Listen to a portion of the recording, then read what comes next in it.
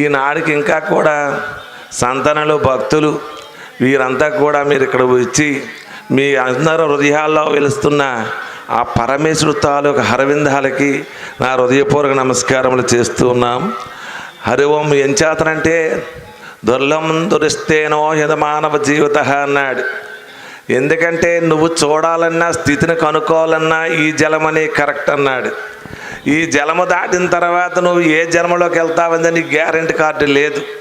ఏం చేతనంటే ఇన్ని జీవులు ఉన్నాయి, 84 లక్షల జీవరాశులు ఉన్నాయని శాస్త్రం చెప్తూ ఉంది మనకి ఏకంగాను.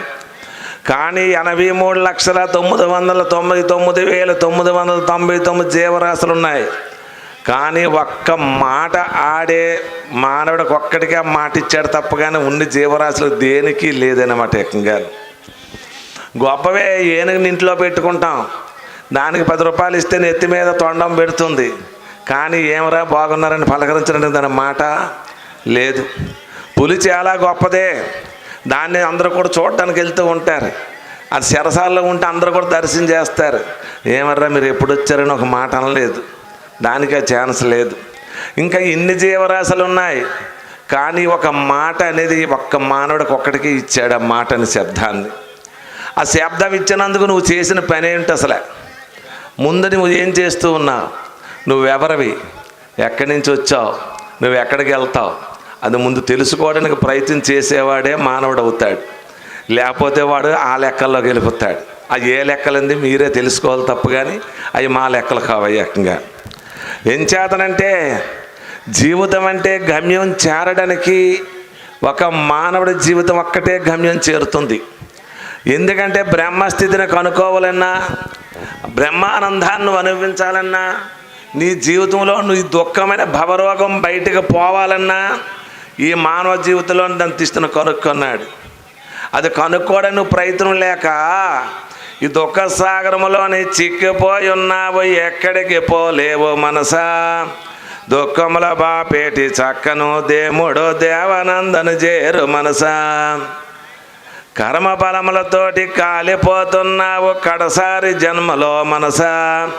కర్మ బలములతోటి కాలిపోతున్నావు కడసారి జన్మలో మనసా. కర్మలను బాపేటి కరుణించో దేముడో దేవానందను చేరు మనసా. అంటే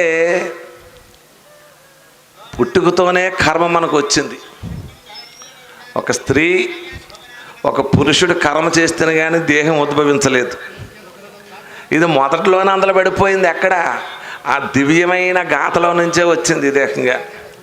అంచేతని అందుకే కర్మఫలములతోటి కాలిపోతున్నావు కడసారి జన్మలో మనసా. కర్మలను బాపేటి కరుణించో దేముడో దేవనందన చేరు మనసా. ఎప్పుడైతే నువ్వు తల్లి గర్భంలో పడ్డావో అప్పుడు కానించే మనకు స్టార్ట్ అయింది మాయ అనేది. మాయలో పడి నీవు మోసపోతున్నావు గోసయాల నీకు మనసా. దాసుల హృదయని వాసులయ్యున్నారు దేవనందన చేరు మనసా. మనసు ఎప్పుడైనా సరే నీకు భగవంతుడి మీద ప్రాప్తించాలంటే నీలో ఉండే మనసుని కొద్దిగా ఉతకాల నువ్వు.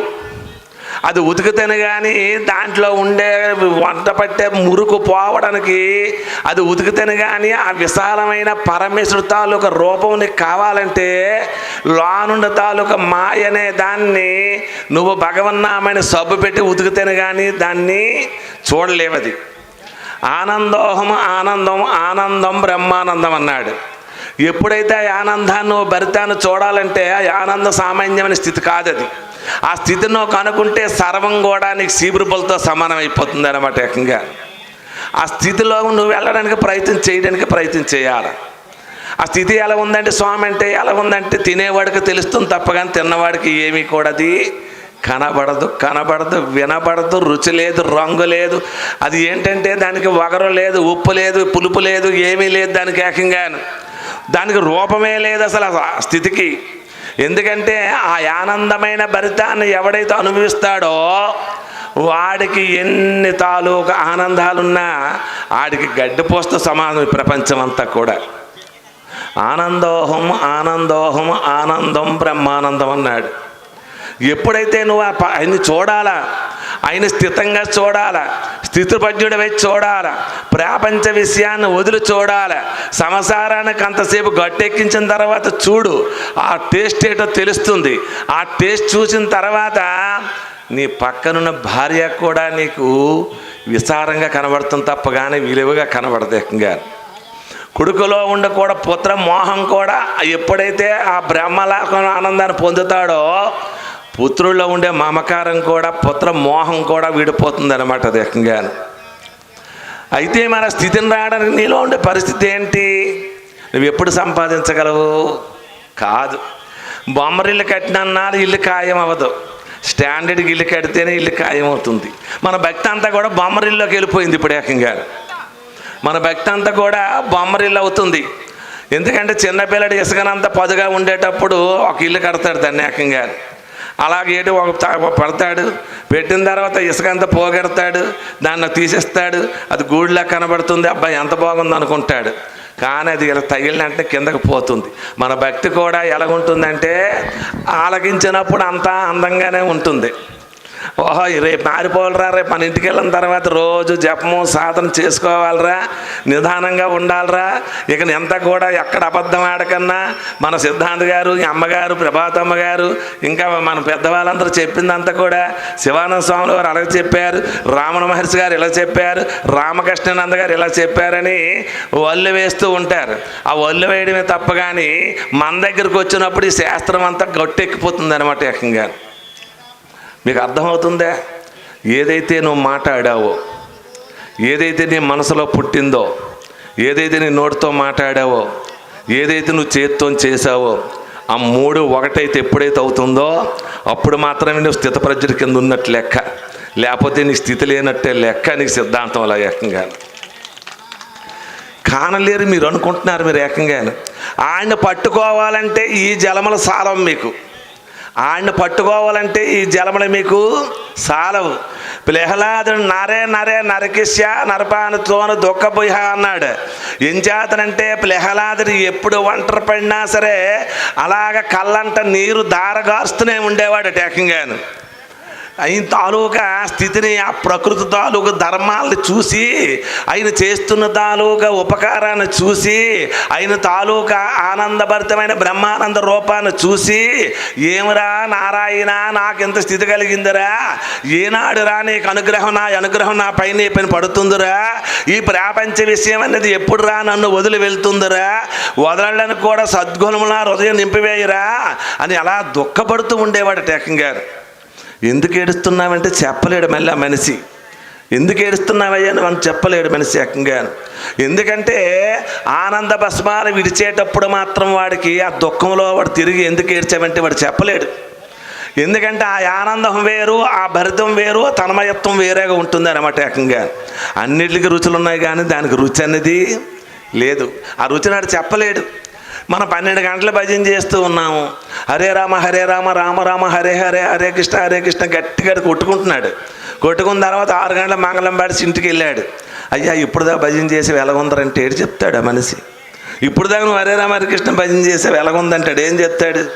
భజనలాగా ఉందరా అంటాడు తప్ప కానీ తీయగా ఉందా, పుల్లగా ఉందా, ఉప్పుగా ఉందా, చింతపండులాగా ఉందా, కారంగా ఉందా, వగరగా ఉందా, ఎలాగొంది చెప్తాడు ఏకంగా. అందుకే అన్నమయ్య అన్నాడు, ఏమి రుచిరా నీ నామం ఎంత రుచిరా అన్నాడు. ఆ రుచిని పట్టుకోవడానికి ఆ రుచి భగవన్నామము రుచి జలములో నీకు కూడా వంట పట్టాలన్నా ఆడ అనుగ్రహం పొందితేనే కానీ అది వంట పట్టదు. అది వంట పట్టాలన్నా ఎన్నో జలముల తాలూకు పుణ్యం ఉంటేనే కానీ భగవన్నామం రుచి అనేది మనకట రాదనమాట ఏకంగా. ఆ రుచి ఏం రుచి అది? ఇప్పుడు దాకా భజన చేసేవయ్యా గంట సేపు హరే రామ హరే కృష్ణ అన్నా కదా, ఎలాగొందరంటే ఏం చెప్తాడా మనిషి? తియ్యగుందని చెప్తాడా, పుల్లగా ఉందని చెప్తాడా, చేదుగా ఉందని చెప్తాడా, కారంగా ఉందని చెప్తాడా, ఉప్పుగా ఉందని చెప్తాడా, ఏం చెప్తాడా మనిషి? మరి ఎందుకు వెళ్ళాడు అక్కడికి? తాళం ఎందుకు అంత గట్టి కొట్టాడు? చెమట పట్టినట్టు ఎందుకు తాళం కొడుతూ ఉన్నాడు? ఆ గట్టిగా ఎందుకు అరాలా? ఏవాడికి తిండి అరగదా? లేకపోతే ఇంటికాడ తిండి లేదా? అది ఎందుకు వెళ్తూ ఉన్నాడు? కాదు, వాడు తాలూకు రుచి, ఆ రుచిని వాడికి పంపించాడు. ఆ రుచిని తిని చూసేవాడికే టేస్ట్, తినకన్నా ఉన్నవాడికి అది పేస్టే. అది ఏం చేతనంటే తినేవాడికే టేస్ట్ కనబడుతుంది. అందుకే అన్నమయ్య అన్నాడు అనమాట, పిచ్చి వాళ్ళందరూ ఏదేదో పడుతూ ఉన్నారా, ఎంత మేడ కట్టినా కొన్నాళ్ళకి అది కింద పోతూ ఉంది. ఎన్ని ఎకరాలు కొన్నా ఎప్పుడైనా గట్లు మారిపోతూనే ఉంటాయి. అందరి పిల్లల కన్నా కూడా ఎప్పుడైనా కాలగర్భంలో కలిసిపోతూ ఉంది. ప్రపంచం అంతా కూడా ఎప్పుడైనా ఈ మాయని గర్భంలో కలిసిపోతుంది. కానీ నీకు ఒక నిత్యానందమైన బ్రహ్మానందం ఏనాడైతే స్థితి కలుగుతుందో నీకు మళ్ళీ జలమైనది మరి ఉండదు. పూర్తిగా వైకుంఠంలో నువ్వు ఉంటావు. అక్కడ ఆకలి కానీ అక్కడ ఆకలి ఉండదు. అక్కడ ఏమి కూడా శీతాకాలం ఉండదు, వేసవికాలం ఉండదు, చెమట ఉండదు, వర్షాకాలం ఉండదు. ఏ కాలం కూడా అన్ని కాలాలు అతీతమైంది వైకుంఠం. అక్కడ ఏకంగా ఆ వైకుంఠానికి వెళ్ళాలంటే పూర్తిగా ఆయన అనుగ్రహం మన దగ్గర ఉండాలా. ఆ భగవన్నామ రుచిని చూడాలా. ఆ ఆనందాన్ని నువ్వు ఎప్పుడైతే అనుభవిస్తావో తన్మయత్వాన్ని ప్రాపంచిక విషయాలు వదిలిపెట్టాడు. ఎందుకంటే భక్త తుకారం ఏకంగా ఇలా పట్టుకోటి జ్ఞానదేవని మహానుభావుడు ఉండేవాడు. ఆయన కొమ్మరవాడు అనమాట. ఏకంగా కొమ్మలు ఎట్టిందంటే మట్టి కుమ్ము కుమ్ము కుమ్ము కుమ్ము కూడా కుండలు చేసుకొని అమ్ముకుంటూ ఉండేవాడు.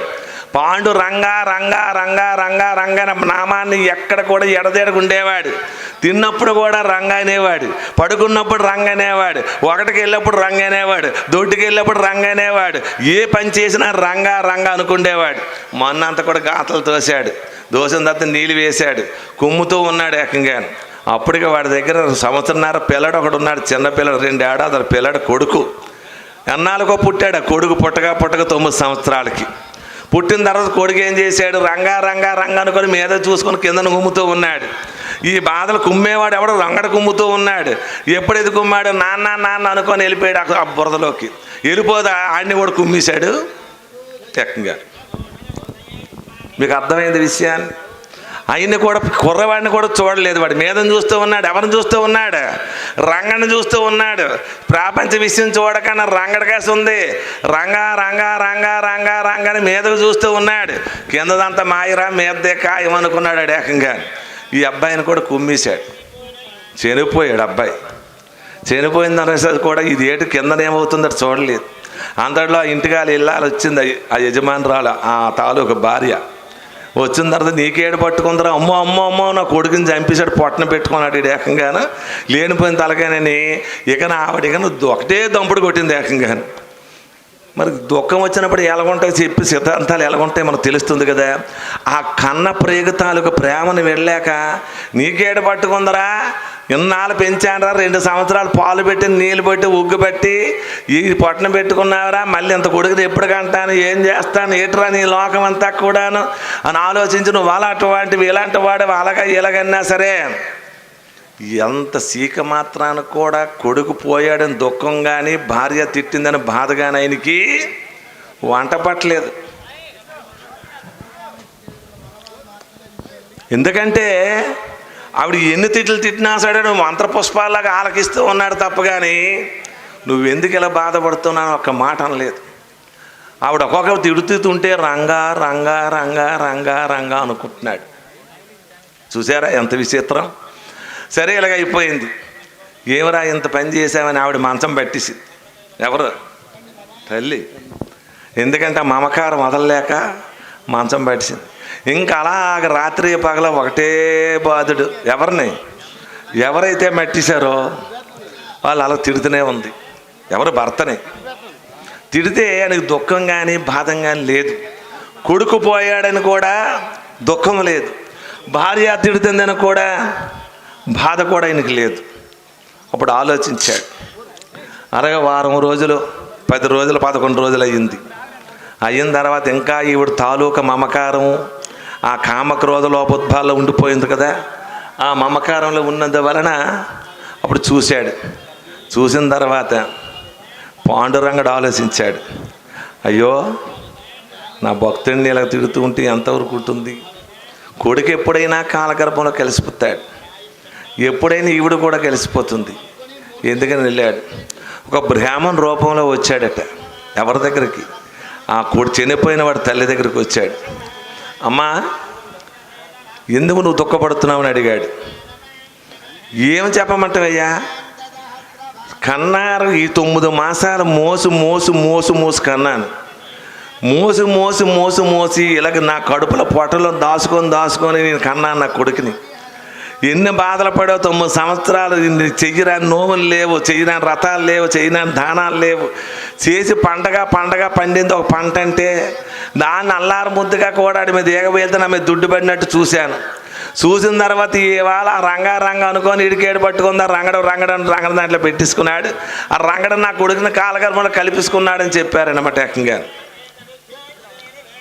ఎప్పుడైతే చెప్పాడో, చూడమ్మా ఇదిగో నీ కొడుకు ఎక్కడున్నాడు చూడని సరిచేతులు చూపించాడు. ఎవడు? పాండురంగడు. చూపించిన తర్వాత ఎక్కడున్నాడు నా కొడుకు అన్నాడు. చూడు పలానా దగ్గర ఉన్నాడు చూడన్నాడు. 2వ ఏడాదిలో విడిపోయిన తర్వాత మట్టిలో కలిసిపోయాడు. మట్టిలో కలిసిన తర్వాత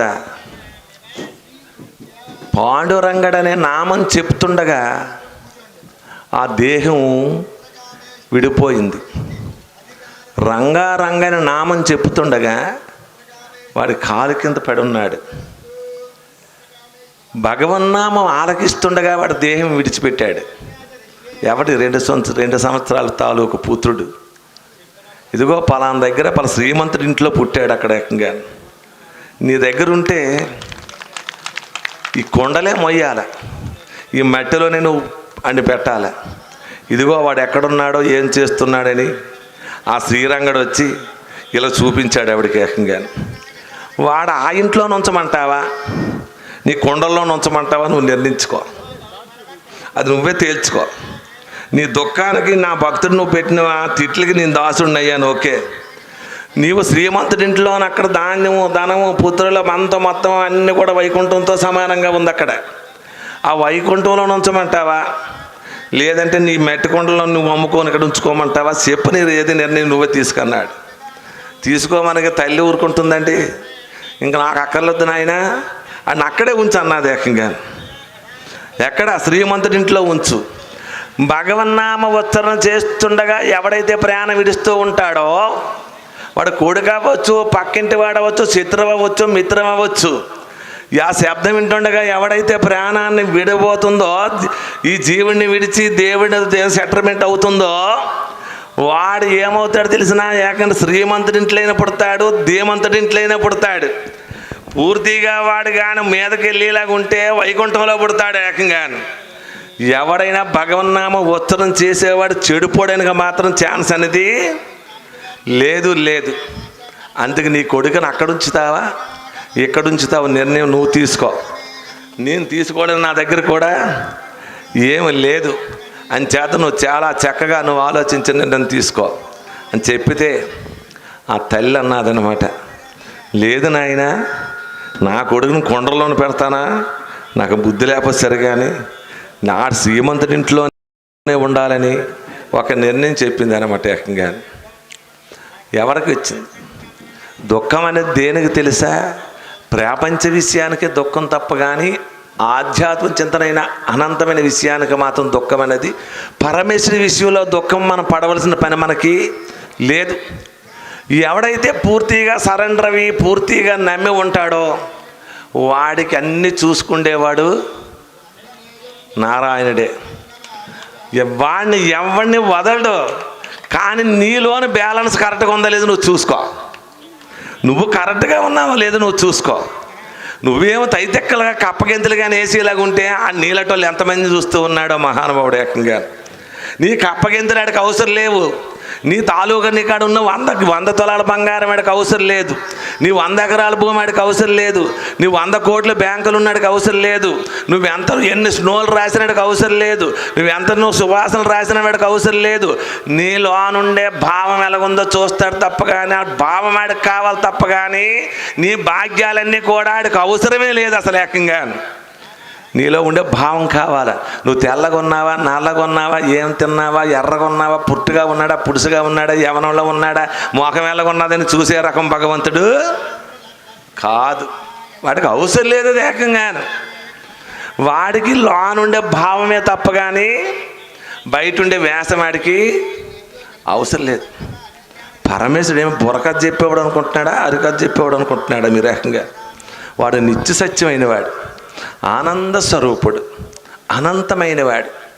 ఇప్పుడు మీ దగ్గర ఉన్నాడు, నా దగ్గర ఉన్నాడు, అక్కడ ఉన్నాడు, ఇక్కడ ఉన్నాడు. నీ దగ్గర ఉన్నవాడు నువ్వు చెప్పలేవు, నా దగ్గర ఉన్నవాడు నేను చెప్పలేము. ఏమనంటే నేనండి రామనాయుడు అండి. ఏంటి రామనాయుడు? మధ్యలోనే వచ్చాడు రామనాయుడు. ఎవరండి మీ పేరు? ఎవరు రామనాయుడు అంటే మీ రామనాయుడు అండి అంటే ఏంటి రామనాయుడు? రామనాయుడు ఎక్కడి నుంచి వచ్చాడు? రామనాయుడు పుట్టకముందు రామనాయుడు ఎక్కడ ఉన్నాడు? పుట్టిన తర్వాత ఉయ్యాలు వేసారు, 4 అత్యంతాలు వేసారు, రామనాయుడికి మొట్టు పెట్టారు. అదే రామనాయుడు ఏకంగా. నువ్వు ఈ రామనాయుడు అవ్వకముందు ఎక్కడి నుంచి వచ్చావు? ఏమనంటే రామనాయుడు, శ్రీనివాసు, వెంకటరమణ. ఏంటి అసలు? వెంకటరమణకు ఓకే, కానీ నేను ఎక్కడి నుంచి వచ్చాను, నేనేం చేస్తూ ఉన్నాను, నా పేరు పెట్టకముందు నేను ఎక్కడున్నాను?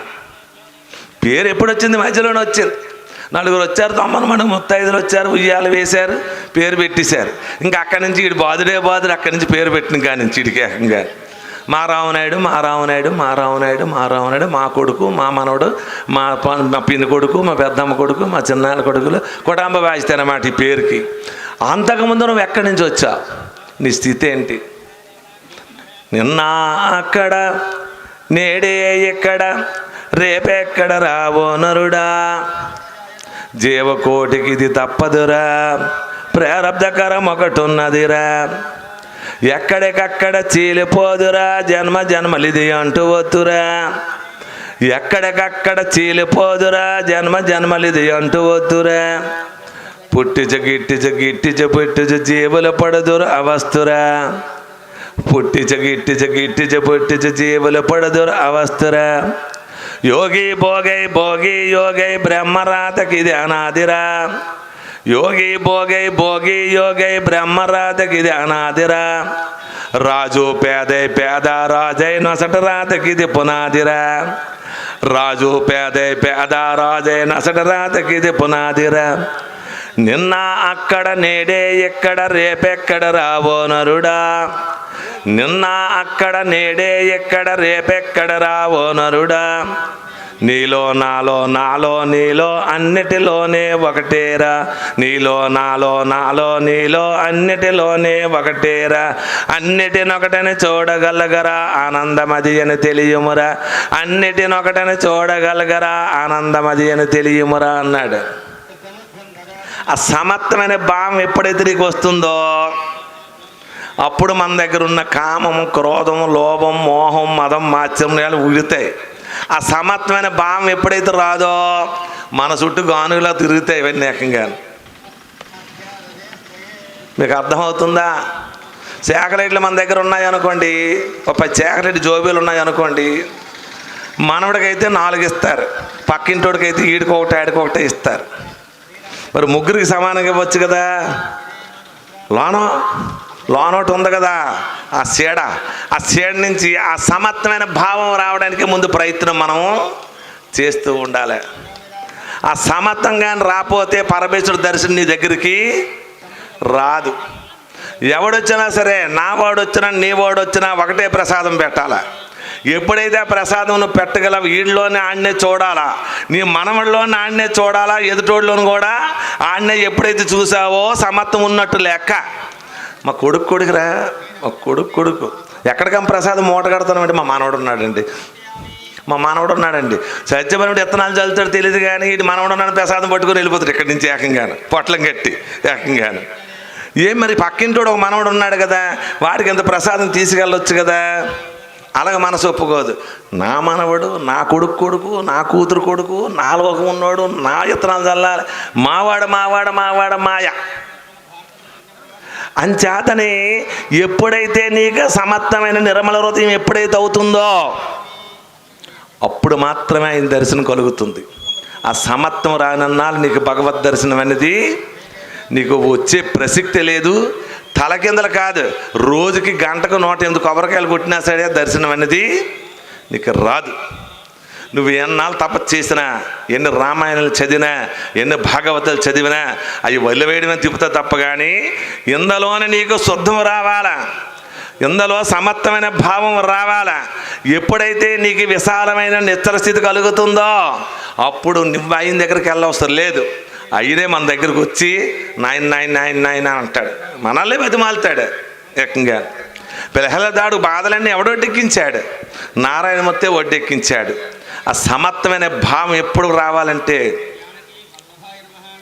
నీకు నువ్వు తత్వ విచారం చెయ్యాలి. ఏమండి సమత్వం అన్నారు కదా, ఎప్పటి నుంచి అందరినీ సమానం ఏడుదా చూడడం, మాట అన్నట్టు సులువుగా అయిపోదా రథం అనేది. సమత్వం అనేది రథం మాటతో సులువుగా అయిపోతుంది ఏకంగా. ఎన్ని గ్రంథాలు ఎంతోమంది చదువుతూ ఉన్నారు, పుస్తకాలు తిరగడమే మిగులుతుంది. కానీ దాంట్లో ఉండే సారాంశాన్ని ఆచరిస్తే దాని టేస్ట్ తెలుస్తుంది. ఎందుకు 100 గ్రంథాలు చదివే కన్నా 1 పేజీ చదివి దాన్ని ఆచరిస్తే నీ జీవితం గట్టెక్కిపోతుంది ఏకంగా. పుస్తకం ముందు కాదు, నీకు నువ్వు తెలుసుకో, నువ్వెవరో తెలుసుకో, నువ్వు ఎక్కడి నుంచి వచ్చావో తెలుసుకో. నిన్ను నడిపించేవాడెవడు?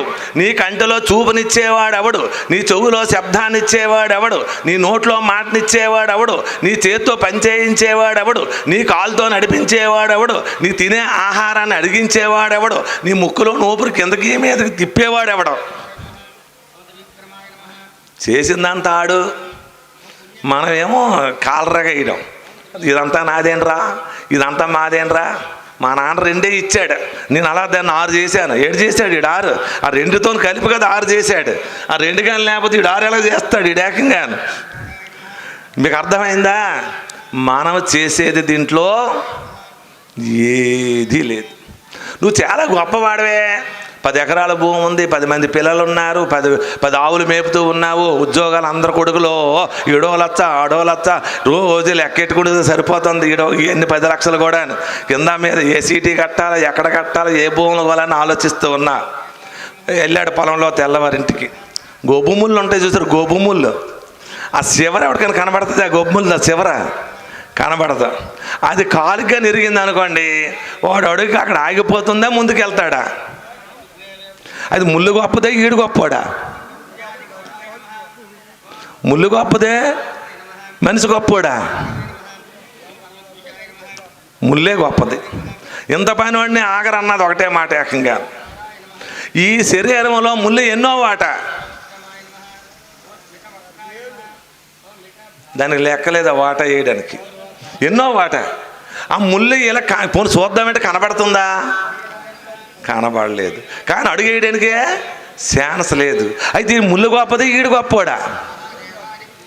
మరి ఏటైంది? 10 ఎకరాలు ఏడు చేసింది, ఈ 10 లక్షలు ఏడు చేశాయి, ఈ 10 కళ్ళాలు ఏడు చేశాయి, 10 ఆవులు ఏడు చేశాయి, 10 మంది పిల్లలు ఏం చేశారు? ఆ ముళ్ళు సమయం ఏనాడైతే కాలు కిరిగిందో ఇవన్నీ మర్చిపోయాడు. అప్పుడు ఆడికి కనిపించేది ఒక ముళ్ళే కనబడుతుంది. ఈ ప్రపంచం ఏది కూడా వాడికి కనిపించలేదు. నీ జీవితం ముళ్ళుకు దిగువైన మాట ఏకంగాను. నీ జీవితం ఆ ముళ్ళుకు దిగువు. అటువంటి దాన్ని పట్టుకొని ఎందుకు మన కాలు రగడేయడం వేస్టే కదా మనకి ఏకంగా. ఎవడైతే పూర్తిగా శరణాగతి పొంది సర్వేశ్వర నీదేనరా అని అనుకొని ఎవడైతే ఉంటాడో, సర్వం నారాయణాత్మని ఎవడైతే భావంతో ఉంటాడో, ఈ విశాలమైన హృదయాన్ని ఎవడైతే తెలుసుకుంటాడో, ఈ ఆనంద స్వరూపుని ఎవడైతే తెలుసుకుంటాడో, ఈ నిశ్చలమైన స్థితిని ఎవడైతే ఆనందాన్ని అనుభవిస్తాడో, ఎప్పుడైతే హృదయంలో నుంచే కామాన క్రోధాన లోభాన మోహాన మదాన మాత్రం వదులుతూ ఉంటాడో, ఎప్పుడైతే నీకు సమత్వమైన భాగం కలిగి ఎప్పుడైతే నీకు శుద్ధమైన తత్వం కలుగుతుందో అప్పుడు మాత్రమే నీ కాడికి వస్తూ ఉంటాడు, నీకు దర్శనం ఇస్తూ ఉంటాడు. ఆ ఆనందం కూడా ఆనందం ఉంటుంది. ఆ ఆనందం అనుభవించేవాడట ఎదురుగా తల్లి ఏమిరా నాయనా అని దుఃఖపడినా సరే, తల్లి దుఃఖపడుతుంది తప్ప కానీ ఆనందాన్ని అనుభవించేవాడు మాత్రం దుఃఖపడడానికి ఛాన్స్ ఇవ్వడు. తల్లి ప్రాపంచ విషయంలో ఉంది కనుక దుఃఖపడుతుంది, వీడు పై విషయంలో ఉన్నాడు కనుక వీడు దుఃఖపడ్డు. దేనికి దుఃఖపడుతుంది తెలుసా? నా కొడుకు ఇలాగా చేస్తూ ఉన్నాడురా, నా కొడుకు వల్ల ఇలాగ వచ్చిన ఆయన మీ నాన్న నాకు ఇబ్బంది పెడుతున్నాడో, లేకపోతే కొడుకు వల్ల ఇబ్బందో కోడల వల్ల ఇబ్బంది అని దుఃఖపడుతుంది. ఈ ఇబ్బందులు ఏం కాదు, ఈ కష్టాలు కాదు, ఈ సుఖాలు కాదు. తల్లి గర్భంలో ఉండేటప్పుడు కష్టపడిందే కష్టం. ఆ 9 మాసాలు నీకు జ్వరం వస్తే ఎవడో చెప్పావు? ఆ లోన్ ఉండేటప్పుడు నువ్వు ఎట్టు తిరిగా ఎవడ చూశాడు? నీకు ఇండేషన్ ఎవడ చేశాడు? నీ పచ్చకాయలు వస్తే ఎవడ పొడిశాడు? ఆ దుఃఖాన్ని ఎవరికి చెప్పుకున్నావు? ఆ 9 మాసాలు లోన్ ఉన్నప్పుడు నీ బాధ ఎవరికి చెప్పావు? బయటకు వచ్చిన తర్వాత ఇవన్నీ చెప్పుకుంటున్నా. అందుకు అన్నాడనమాట, సుఖమహాస్ అన్నాడు. సుఖమహాస్తుడు దేహం తాళించిన తర్వాత మళ్ళీ కూడా ప్రపంచంలో భగవన్నామ స్మరణ చేయడానికి నువ్వు వెళ్ళాలని నారాయణమూర్తి చెప్తే వెళ్తాను కానీ 9 మాసాల గర్భంలో ఉండి మాత్రం బయటికి వెళ్ళవు. డైరెక్ట్గా పంపిస్తేనే నేను వెళ్తాను. నరకం అంటే అదే నరకం తప్ప కానీ, దుఃఖం అంటే గర్భంలో ఉండేదే దుఃఖం తప్ప కానీ, పాపం అంటే అదే పాపం తప్ప కానీ, నేను అది గర్భంలో వెళ్ళి మాయ గర్భంలో వెళ్ళి నేను వెళ్ళవు, నిన్ను మళ్ళీ మర్చిపోతానయ్యా. మాయ గర్భం లేకుండా నన్ను పంపించి కబీర్ దాస్ అయ్యి పంపించాడనమాట మళ్ళీ అప్పుడు ఏకంగా. అటువంటిది మీరంతా కూడా నిత్యమైన భరితమైన ఆనందాన్ని అనుభవిస్తూ సాధన ఎప్పుడు కూడా వదలకూడదు. ఎప్పుడు చూసినా ఆయన చూడడానికే ప్రయత్నం చేయండి. ఈ జన్మ రావడమే చాలా దుర్లభం. మళ్ళీ అందులోకి వెళ్ళిపోద్దో ఈ బ్యాలెన్స్ అనేది మన దగ్గర ఆ ఛాన్స్ లేదు. అంచేతని శాస్త్రము ఏం చెప్పాలో అదే చెప్పింది. భగవద్గీత అనగా, బ్రహ్మసూత్రాలు అనగా, ఉపనిషత్తులు అనగా ఇవన్నీ కూడా ఒక్కాయించి చెప్పింది. నువ్వు జీవితం గడుపుకో, ఇప్పుడే నువ్వు ఆనందాన్ని అనుభవించు. నీ జీవితాన్ని మళ్ళీ కూడా జన్మ రాకన్నా నువ్వు రాహిత్యాన్ని పొందు. నీ జీవితం లక్ష్యాన్ని చేరిపోతుంది. నువ్వు ఆ ఆనందాన్ని అనుభవించయ్యా. నువ్వు ఆ శక్తిని నువ్వు కోరుకో, నువ్వు తెలుసుకో, నువ్వెవరో నువ్వు తెలుసుకో. నువ్వు ఈ ఆనందాన్ని అనుభవిస్తూ ఉంటావు. అప్పుడు నీకు మళ్ళీ దుఃఖం అనేది మళ్ళీ జలమానికి రాకన్నా ఉంటావు. అటువంటిది మీరు ఆ శక్తిని, సామర్థ్యాన్ని కోరుకొని సాధన మాత్రం వదలకన్నా దివ్యనామాన్ని ఎల్లవేళ్ళ కూడా హరే రామ హరే రామ రామ రామ హరే హరే, హరే కృష్ణ కృష్ణ కృష్ణ హరే హరే దివ్య మంత్రాన్ని, ఈ మంత్రం కాదు, మీకు ఏ మంత్రమైనా పర్వాలేదు, పట్టుకొని వెళ్ళడానికి ఏ స్వీట్ అయినా పర్వాలేదు, గమ్యం చేరడానికి. అటువంటిది మంత్రోచ్చరణ చేస్తూ ఎల్లవేళ్ళ కూడా ఉచ్చరణ చేస్తూ ఉండాలి. ఎప్పుడైనా వదిలామా మళ్ళీ కిందకి పడిపోద్ది బండి. ఎప్పుడైనా సరే మళ్ళీ కిందన పడ్డాదా మళ్ళీ మీదకి వెళ్ళేసరికి మళ్ళీ టైం పెట్టేస్తుంది. మళ్ళీ ఇది కూడా వెళ్ళిపోతాను అనేసరికి మళ్ళీ కింద పడిపోతాడు మనోడు ఏకంగా. ఇదంతా మాయలో పడి మోసపోతాడు.